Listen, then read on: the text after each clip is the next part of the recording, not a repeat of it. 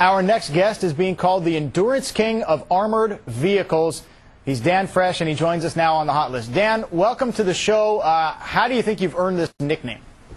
You know, I'm not real sure, other than I've Ironman the Baja 1000 3 times now, all the way from Ensenada down to La Paz. Now, I'll admit, before we're doing research for this interview, I wasn't that familiar. For a lot of people who may not know, what is the Baja 1000? The Baja 1000 is an off-road race that starts in Ensenada and goes all the way down to the tip of Baja down in La Paz, and actually next year it's going to go all the way to Cabo San Lucas. So how off-road are we talking? You guys on sand? Are you on dirt tracks? Is there some streets involved, or what? You know what, there's very little street involved in this race. I'd say 95% of the race is on dirt, rock, silt, sand. We're up in pine forests. I mean, they take us through the most difficult terrain you could even imagine.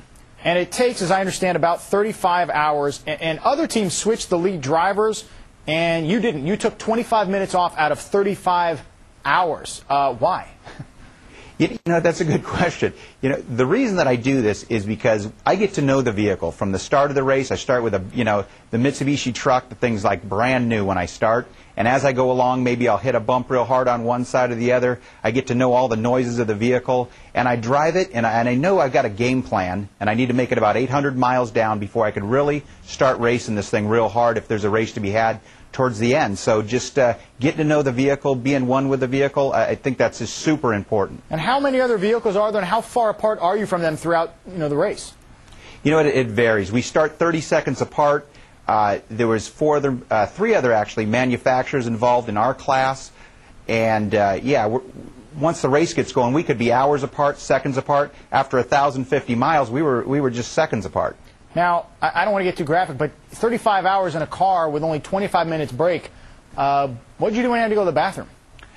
You know, you got to pull over at some time. When we pit the vehicle, I try to time everything to where I can get out of the vehicle for just a minute while they're gassing it, doing whatever they need to do to the vehicle to make sure it's okay to head on to the next section, and then you take a break at that time, get something to eat and drink, and get going again. And how much do you have to control what you eat so that you don't have to keep making breaks all the time?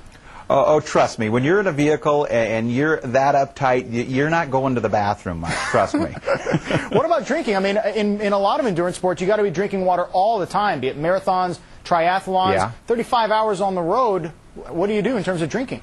You know what, you try to stay hydrated as best you can. I mean, you're drinking a lot of water. All the time you're drinking water and different types of hydration fluids. You got to stay hydrated.